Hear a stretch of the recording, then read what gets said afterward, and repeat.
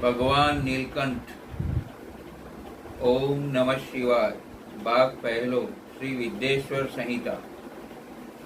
ઓમ ત્રંબકં યજામહે સુગંધિં પુષ્ટિવર્ધનં ઉર્વારુકમેવ બંધના મૃત્યુર્મોક્ષીયમામૃતા. શુદ્ધ પુરાણીને સૈનકાદિ મુનિઓના પ્રશ્નો. જે આદિથી અંત સુધી મંગલમય છે, જેના સમાન ત્રણ લોકમાં કોઈ ઉત્તમ વસ્તુ નથી, જે ઈશ્વર અજર અને અમર આત્મા રૂપે પ્રકાશે છે, અને જે પરમાત્મા પાંચ મુખવાળા હોય, અનાયાસી જગતની રચના, પાલન, સંહાર, અનુગ્રહ અને તિરોભાવ રૂપી પાંચ પ્રબળ કર્મ કરે છે, તે આત્મદેવ સ્વરૂપ શ્રેષ્ઠ ઈશ્વર શ્રી શંકરને હું વારંવાર મનથી ચિંતન કરું છું, નમન કરું છું. વ્યાસજી કહે છે, ધર્મના મહાન ક્ષેત્ર પ્રયાગમાં મહાત્મા મુનિવર્યોએ એક મહાયજ્ઞનું આયોજન કર્યું હતું. આથી મુનિવર્યોના દર્શનાર્થે વ્યાસના ઉત્તમ શિષ્ય શુદ્ધ પુરાણીનું જ્ઞાન સત્રમાં આગમન થયું. મુનિઓએ વિધિપૂર્વક શુદ્ધ મુનિનું પૂજન કર્યું. પછી સૈનક બોલ્યા, હે સર્વજ્ઞ રોમહર્ષણ, આપે વ્યાસ મુનિ પાસેથી સઘળું પુરાણ વિદ્યા પ્રાપ્ત કરી છે. અમે આપની પાસેથી કથામૃતનું પાન કરી છે, પરંતુ અમે તૃપ્ત થયા નથી. ઘોર કળિયુગના લીધે સર્વ મનુષ્યો પુણ્ય કર્મથી વંચિત, વર્ણાશ્રમ ધર્મથી પતિત, દુરાચારમાં રત, સત્ય ભાષણથી વિમુખ અને લોક નિંદામાં તત્પર, પરાયા ધનને ઈચ્છનારા, પારકી સ્ત્રીઓમાં આસક્ત મનવાળા, મૂર્ખ, નાસ્તિક, પશુ સમાન, માતા પિતાનો દ્વેષ કરનારા, સંસ્કારહીન, શરીરે માયકાંગલા સ્ત્રીઓ પણ સ્વધર્મ ભૂલી જઈને દુર્ગતિના માર્ગે જનારી બની ગઈ છે. આ રીતે અધમ આચાર વિચારવાળા લોકોની આ લોક કે પરલોકમાં શી ગતિ થશે એવી ચિંતાથી અમારું મન નિરંતર વ્યાકુળ રહે છે. માટે પાપ કઈ રીતે નાશ પામે તેનો ઉત્તમ ઉપાય દર્શાવો. મુનિવર્યોના આ પ્રકારના વિનંતીથી સાંભળીને સૂત મુનિ મનોમન શિવજીનું સ્મરણ કરવા લાગ્યા. પછી બોલ્યા, સાધુ પુષ્ટમ સાધવો વસ્ત્રો લોકમ હિતમ કારકમ ગુરુ સ્મૃત્વા ભવત સ્નેહાદ વક્ષે તક્ષણુ તાદ્રશ. હે સંત પુરુષો, તમારો પ્રશ્ન ત્રણેય લોકનું હિત કરનારો છે. તમારા પ્રત્યેના સ્નેહથી હું મારા ગુરુવર્યનું સ્મરણ કરીને ઉત્તર આપું છું, તે તમે આદરપૂર્વક સાંભળો. આ ઉત્તમ શિવ પુરાણનો મહિમા અનેરો, અનોખો અને અદ્વિતીય છે. આ ગ્રંથ વેદાંતના સારરૂપ હોય મોક્ષને આપનાર છે. ધર્મ, અર્થ, કામ અને મોક્ષ આ ચારેય પુરુષાર્થનું ફળ આપનાર છે. એના અધ્યયનથી કળિયુગના મનુષ્યો ઉત્તમ ગતિને પ્રાપ્ત કરશે. શિવ પુરાણના પઠન અને શ્રવણ દ્વારા જે શુભ ફળની પ્રદીપ્તિ થાય છે, તેનું અક્ષરશઃ વર્ણન કરવા હું અશક્તિમાન છું. છતાં તેનો મહિમા અને ઐશ્વર્ય મારી શક્તિ અનુસાર વર્ણવું છું, તે આપ સર્વે સાંભળો. જે મનુષ્ય શ્રદ્ધા ભક્તિથી શિવ પુરાણનો પાઠ કરે છે, તે જીવન મુક્ત કહેવાય છે. જે પૂજન કરે છે, તે અશ્વમેઘ યજ્ઞનું ફળ પામે છે. જે શ્રવણ કરે છે, તેના પાપો નાશ પામે છે. જે શિવ પુરાણને પ્રણામ કરે છે, તેને સર્વ દેવોનો પ્રણામ કર્યાનું ફળ મળે છે. જે માણસ આ ઉત્તમ શિવ પુરાણનું પુસ્તક લખીને શિવ ભક્તને દાન કરે છે, તેને દુર્લભ ફળ મળે છે. 14ના દિવસે ઉપવાસ કરી શિવ પુરાણની કથા કરનારે શબ્દે શબ્દ ગાયત્રી પુરસ્ચરણનું પુણ્ય પ્રાપ્ત થાય છે અને તે મુક્તિપદને પામે છે. જે મનુષ્ય એકાગ્ર ચિત્તે આ પુરાણનું રુદ્ર સંહિતાઓની પાઠ કરે છે, તેને બ્રહ્મ હત્યાના જેવું ઘાતક પાપ પણ નાશ પામે છે. આ અમૃત તુલ્ય સંહિતાનું પાન કરી મનુષ્ય અમરત્વને પામે છે. શિવપુરાણનું અન્ય સંહિતાઓ પણ ઈચ્છિત ફળ આપનારી છે. શિવપુરાણમાં કૈલાસ સંહિતા અતિ ઉત્તમ મનાય છે. શિવજીએ સર્વ ઉપનિષદ રૂપી સમુદ્રનું મંથન કરી આ ઓમકારનો અર્થ દર્શાવનારી સંહિતા ઉત્પન્ન કરી છે અને તે કુમાર કાર્તિક સ્વામીને અર્પણ કરી છે. આ વેદો તુલ્ય શિવપુરાણની રચના સૌપ્રથમ ભગવાન શંકરે જ કરી છે. શિવપુરાણમાં શ્લોકોની સંખ્યા 1,00,000ની હતી, પરંતુ વ્યાસ મુનિએ તેને ટૂંકાવીને સંક્ષેપમાં 24,000 શ્લોકોની કરી છે. વ્યાસ રચિત પુરાણોમાં આ 7 સંહિતાવાળું શિવપુરાણ ચોથું પુરાણ છે. બ્રહ્મતુલ્ય ગણાય છે અને સર્વોત્કૃષ્ટ ગતિ આપનારું છે. વેદો, શ્રુતિઓ, પુરાણો, ઇતિહાસો કે અન્ય અસંખ્ય શાસ્ત્રો આ પુરાણના અલ્પ અંશને પણ યોગ્ય નથી. પ્રસ્તુત પુરાણમાં વેદાંતના વિજ્ઞાનમય શ્રેષ્ઠ ધર્મનું પ્રતિપાદન કરેલું છે. આ 7 સંહિતાવાળા પુરાણનું શ્રવણ મનન સર્વ જીવ હિતાવહ અને જીવોને ઉપકારી છે. તેનો પાઠ દ્વારા ત્રિવિધ તાપ દૂર થાય છે અને તે આત્યંતિક કલ્યાણને આપે છે. સૂત પુરાણીઓએ આ પ્રમાણે શિવપુરાણનો મહિમા સમજાવ્યો. તેથી મુનિવર્ષોએ કહ્યું, હે સૂત, સમસ્ત વેદાંતમાં સારરૂપ આ અનુરૂપ શિવપુરાણ આપ અમને સંભળાવો. ઇત્યાકર્ણવે વય સૌતમ પ્રૌચુસ્તે પરમર્શ્ય વેદાંત સાર સર્વસ્વમ પુરાણમ શ્રાવસ્યાદ અદ્ભુતમ. સૂત મુનિઓએ કહ્યું, હે ઋષિ મુનિઓ, તમને ધન્ય છે. હવે હું તમને જ્ઞાન, ભક્તિ અને વૈરાગ્ય એ ત્રણેયથી સભર એવા અને જેમાં વેદાંત શાસ્ત્રનો શ્રેષ્ઠ સાર વર્ણવેલો છે તેવા શિવ મહાપુરાણની કથા કહું છું. તે એકાગ્ર ચિત્તે સાંભળો. વર્તમાન કલ્પમાં પુનઃ સૃષ્ટિચક્ર ચાલુ થયું ત્યારે 6 કુળોના મહર્ષિઓએ અનોન્ય વાદ વિવાદ કરતા કહેવા લાગ્યા, આ ઉત્તમ છે, અમુક વસ્તુ શ્રેષ્ઠ નથી. તેઓ કોઈ નિષ્કર્ષ પર આવી શક્યા નહીં. તેથી તેઓના સમાધાન માટે બ્રહ્માદેવ પાસે ગયા અને કહ્યું, હે પિતામહ, સર્વ તત્વોમાં પ્રાચીન અને શ્રેષ્ઠ તત્વ કયું છે તે સમજાવો. બ્રહ્માએ કહ્યું, સર્વ તત્વોમાં શ્રેષ્ઠ એવા પરમ પુરુષ તો મહાદેવ જ છે. તેઓ સર્વજ્ઞ અને સંપૂર્ણ જગતના ઈશ્વર છે. યતો વાચો નિવર્તન્તે અપ્રાપ્ય મનસા સહ. જ્યાં મન સહિત વાણી પહોંચી શકતી નથી અને પાછી ફરે છે, તે સર્વોત્તમ તત્વ છે.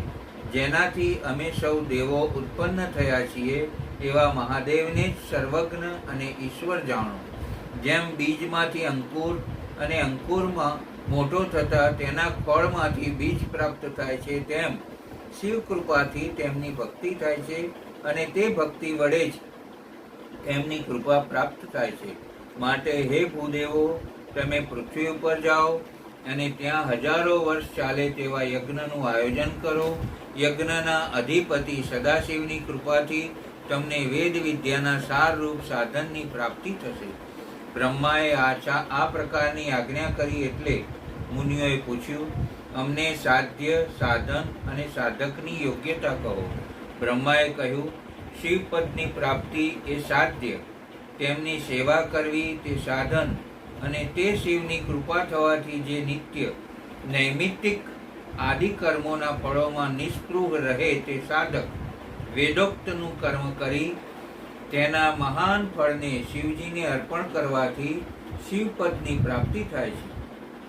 માટે શ્રવણેન્દ્રિય દ્વારા શિવકથા સાંભળવી, વાણી દ્વારા શંભુનું કીર્તન અને મન દ્વારા તેમનું મનન કરવું.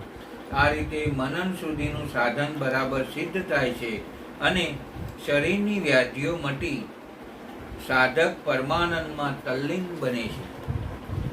આખરે આદિ અને અંતમાં તે મંગલ રૂપ થાય છે. માટે જ કહેવાય છે, ઓમ મંગલમ, ઓમકાર મંગલમ.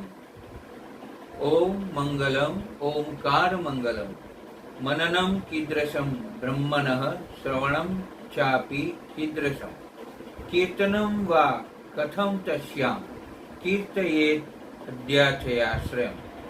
મુનિઓએ પૂછ્યું, હે બ્રહ્મન, ભગવાન શિવનું મનન, કીર્તન અને શ્રવણ કેવી રીતે થાય છે તે અમને સમજાવો, તેમ કંઈક વિસ્તારથી કહો. બ્રહ્માએ કહ્યું, ભગવાન શંકરનું પૂજન, નામ જપ, તેમના ગુણો, રૂપ, વિલાસ અને નામોનું મન વડે યુક્તિપૂર્વક નિરંતર ચિંતવન કરવું તે જ મનન છે. શિવનો પ્રતાપ, ગુણ, રૂપ, લીલા, નામ વગેરેને ગીત રૂપે કે મંત્રો રૂપે વાણી વડે સ્તવન કરવું તે કીર્તન કહેવાય છે. વળી ભગવાન મહેશ્વરમાં ભક્તિ પ્રેરતી કથા, ભજન, ધ્વનિ કે જપ આ શબ્દો કાનથી સાંભળવામાં આવે તેને આ લોકમાં વિદ્વાનો શ્રવણ કહે છે. ત્યાર પછી બ્રહ્માએ એક દ્રષ્ટાંત કહ્યું. એક વખત મારા ગુરુ વ્યાસ જેવા પરાશર મુનિના પુત્ર થાય છે તેઓ સરસ્વતી નદીના કિનારે તપ કરતા હતા. તે સમયે વિમાનમાં વિહાર કરી રહેલા સનત કુમારે તેમને જોયા. સનત કુમારે નીચે આવી પૂછ્યું, હે મુનિવર્ય, તમે સદૈવ સત્ય વસ્તુનું ધ્યાન કરો છો, તેથી શિવજી તમને સહાય કરે છે. તેમ છતાં તમારે હવે તપ કરવાનું પ્રયોજન શું? વ્યાસ મુનિએ કહ્યું, હે પ્રભુ, આપની કૃપાથી મેં વેદ માર્ગનું પ્રતિપાદન કરનાર ધર્મ, અર્થ, કામ અને મોક્ષને લોકોમાં અનેકવિધ રીતે સ્થાપ્યા છે. તેથી હું દરેકનો ગુરુ કહેવાઉં, છતાં મને અદ્ભુત જ્ઞાન પ્રાપ્ત થયું નથી. તેનું કારણ શું છે તે સમજાતું નથી. તેથી મુક્તિને માટે હું તપશ્ચર્યા કરું છું. સનત કુમાર બોલ્યા, હે ભગવાન, શિવનું શ્રવણ, કીર્તન અને મનન એ ત્રણેય વેદને માન્ય એવા ઉત્તમ સાધનો છે. તે સાધનો વિશે ભ્રમ સેવતો મંદરાચલ પર્વત પર હું તપ કરી રહ્યો હતો, ત્યાં શિવજીએ નંદિકેશ્વરને મારી પાસે મોકલ્યા. આ ગણેશ્વરે મને મુક્તિનું સાધન બતાવ્યું. શિવજીના શ્રવણ, કીર્તન અને મનન એ મુક્તિના સાધન છે. એટલું કહી સનત કુમાર બ્રહ્મધામ વિદાય થયા. મુનિઓ બોલ્યા, હે સૂત મુનિ, કોઈ મનુષ્ય આ ત્રણ સાધનો કરી શકવા માટે અશક્ત હોય તો તેની કેવી રીતે મુક્તિ થાય? સૂત મુનિ બોલ્યા, હે ઋષિ મુનિઓ, શ્રવણ, કીર્તન, મનન આ ત્રણ સાધનો માટે જે અશક્ત હોય તેણે શિવલિંગની કે મૂર્તિની સ્થાપના કરી તેનું નિરંતર પૂજન કરીને સંસાર સાગરને પાર કરી જવો. આવાહનથી લઈને વિસર્જન સુધી નિત્ય ભગવાન શંકરના લિંગનું, મૂર્તિનું પૂજન કે ભાવિક મનુષ્ય કરે તે મનુષ્ય શ્રવણાદિ સાધનોનું અનુષ્ઠાન કરે તો પણ શિવની પ્રસન્નતા અને સિદ્ધિને પામે છે. પછી શૌનકે પ્રશ્ન પૂછ્યો કે બીજા દેવોની મૂર્તિની પૂજા કરાય છે, પરંતુ શિવજી લિંગ અને મૂર્તિ બંનેમાં પૂજાય છે, તેનું કારણ શું? સૂત બોલ્યા, એકમાત્ર શિવજી બ્રહ્મરૂપ હોવાથી નિરાકાર કહેવાય છે. તેઓ કલા રહિત, નિર્ગુણ, નિરાકાર, બ્રહ્મરૂપ છે. તેઓ નિરાકાર હોવાથી તેમના પ્રતીક તરીકે લિંગ પૂજાય છે. તેઓ સાકાર, નિરાકાર બંને હોવાથી પરબ્રહ્મ પરમાત્માના નામે પણ ઓળખાય છે. શિવ સિવાયના દેવો સાકાર છે, એટલે તેઓ મૂર્તિ રૂપે પૂજાય છે. આ દેવો બ્રહ્મરૂપ ન હોવાથી તેમની આરાધના કોઈ લિંગ, ચિહ્ન, પ્રતીકમાં થતી નથી. શિવજી બ્રહ્મરૂપ છે અને બીજા દેવો જીવરૂપ છે. નંદિકેશ્વર બોલ્યા, પૂર્વે મહાકાળ કલ્પમાં બ્રહ્મા અને વિષ્ણુ વિશે વાદ વિવાદ થયો. તે બંનેના ગર્વનું ખંડન કરવા મહાદેવે તે બંનેની વચ્ચે સ્તંભરૂપી પોતાનું નિષ્કલ સ્વરૂપ દર્શાવ્યું હતું. તે પછી શિવજીએ લિંગના પ્રતીક રૂપે તે થાંભલામાંથી પોતાનું નિષ્કલ લિંગ સ્વરૂપ પ્રગટ કર્યું હતું. બસ ત્યારથી લોકોમાં મહાદેવનું લિંગ તેમજ મૂર્તિ બંને આદરપૂર્વક પૂજાય છે. અન્ય દેવોની મૂર્તિઓ કેવળ ભોગ અપાવનારી છે, જ્યારે શિવનું લિંગ અને મૂર્તિ તો ભોગ અને મોક્ષ બંને આપે છે. સનત કુમારે પૂછ્યું, બ્રહ્મ અને વિષ્ણુ શેષનાગ પર સૂતા હતા, ત્યાં બ્રહ્માજી આવ્યા, છતાં સૂતા જ રહ્યા. તેથી બ્રહ્માએ ક્રોધિત બની પૂછ્યું કે અભિમાનીની પેઠે સૂઈ રહેનાર તું કોણ છે? આપ આસન પર બિરાજો. આપની વ્યગ્રતાનું કારણ શું છે? બ્રહ્મા બોલ્યા, વિષ્ણુ, હું જગતનો પિતામહ છું, તમારો રક્ષક પણ છું. વિષ્ણુએ કહ્યું, સમગ્ર જગત મારામાં રહ્યું છે. વળી તમે તો મારા નાભી કમળમાંથી ઉત્પન્ન થયા છો, તેથી મારા પુત્ર કહેવાઓ, છતાં અસત્ય શા માટે બોલો છો? બ્રહ્માએ કહ્યું, અસત્ય તો તમે બોલો છો. ત્રણેય લોકનું સર્જન મેં કર્યું છે, માટે હું તમારો પિતા છું. ત્યાર પછી બ્રહ્મ હંસ પર બેઠા અને વિષ્ણુ ગરુડ પર બિરાજમાન થયા. બંને વચ્ચે ભીષણ યુદ્ધ થયું. તેમનું યુદ્ધ જોઈ દેવો ત્રિશૂળધારી શંકર પાસે કૈલાસ પર ગયા. ભગવાન શંકર પૂછવા લાગ્યા, હે પુત્રો, મારા શાસનમાં દેવતાઓ અને જગત પોતપોતાના કર્મોમાં વર્તે છે. હે દેવો, મેં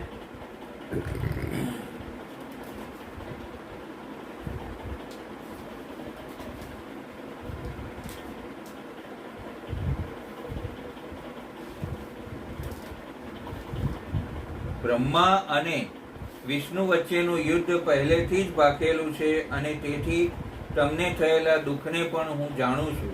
ત્યાર પછી મહાદેવે પોતાના સૌ ગણાધીશોને જ્યાં બ્રહ્મા વિષ્ણુ વચ્ચે યુદ્ધ ખેલાઈ રહ્યું હતું ત્યાં જવાની આજ્ઞા કરી. શંકર પણ પોતાના પુત્ર સાથે શક્તિશાળી ગણો સાથે પ્રણવ જેવા આકારવાળા સુંદર રથમાં બિરાજ્યા અને પાર્વતી સાથે યુદ્ધ પ્રતિ પ્રયાણ કરી અને અદ્રશ્યપણે યુદ્ધ નિહાળવા લાગ્યા. જગતનો પ્રલય થતો નિહાળી કરુણા નિધાન શિવે અગ્નિસ્તંભનો આકાર ધારણ કર્યો અને ઉભય પક્ષની વચ્ચે નિષ્કલ્પ સ્વરૂપે ઊભા રહ્યા. બંને વચ્ચે અનન્ય પૂછવા લાગ્યું, આ અદ્ભુત આકાર શું છે? આ થાંભલાનો ઉપરનો અને નીચેનો છેડો ક્યાં છે તે જાણવું પણ મુશ્કેલ છે. આમ કહીને વિષ્ણુએ વારાહનું સ્વરૂપ ધારણ કર્યું અને બ્રહ્માએ હંસનું. વિષ્ણુ પાતાળ સુધી પહોંચ્યા અને બ્રહ્મા આકાશ માર્ગે. શિવજીએ બંને દેવોને નિરર્થક ઉદ્યમ નિહાળી અઠહાસ્ય કર્યું. તે સમયે મસ્તક પરથી કેવડાનું પુષ્પ ખરી પડ્યું. બ્રહ્માએ પૂછ્યું, હે પુષ્પ, તું ક્યાંથી ખર્યું? પુષ્પે કહ્યું, જેનો આદિ કે અંત નથી એવા આ સ્તંભના મધ્ય ભાગમાંથી હું લાંબા સમયથી પડું છું, પરંતુ મને આ સ્તંભનો અંત દેખાતો નથી, માટે તમે પણ તેનો અંત જોવાની આકાંક્ષા ત્યજી દો. બ્રહ્માજીએ તેને સમજાવ્યું કે તું મારી સાથે ચાલ અને વિષ્ણુને કહેજે કે બ્રહ્માએ સ્તંભનો ઉપલો છેડો જોયો છે અને હું તેનો સાક્ષી છું. કેવડાએ જૂઠી સાક્ષી પૂરી. આ પ્રકારનું કપટ નિહાળી અગ્નિરૂપી સ્તંભમાંથી સદાશિવ પ્રગટ થયા. બ્રહ્માનો ગર્વ ઉતારવા શંકરે પોતાની ભ્રમરો વચ્ચેથી ભૈરવનો ઉત્પન્ન કર્યો અને આદેશ કર્યો, હે વત્સ, તું તલવાર વડે બ્રહ્માનું પૂજન કર. ભૈરવે તલવાર વડે બ્રહ્માનું પાંચમું મુખ, જે ગર્વિષ્ઠ અને અસત્ય બોલનારું હતું, તે કાપી નાખ્યું. શંકરે બ્રહ્માને શ્રાપ આપ્યો કે હે બ્રહ્મા, તમે અભિમાન પોષવા જૂઠું બોલ્યા, માટે લોકોમાં તમારો સત્કાર, પ્રતિષ્ઠા કે ઉત્સવનું આયોજન થશે નહીં. એ તો વાચક વૃંદને વિદિત છે કે તેમની પૂજા કે ઉત્સવ થતા નથી અને તેમના મંદિરો પણ કોઈક સ્થળે જ ઉપલબ્ધ છે. ત્યાર પછી બંને દેવોએ પવિત્ર વસ્તુઓ વડે શિવજીનું પૂજન કર્યું. મહાદેવે ખોટી સાક્ષી આપનાર કેવડાના પુષ્પને સંબોધીને કહ્યું, હે દુષ્ટ,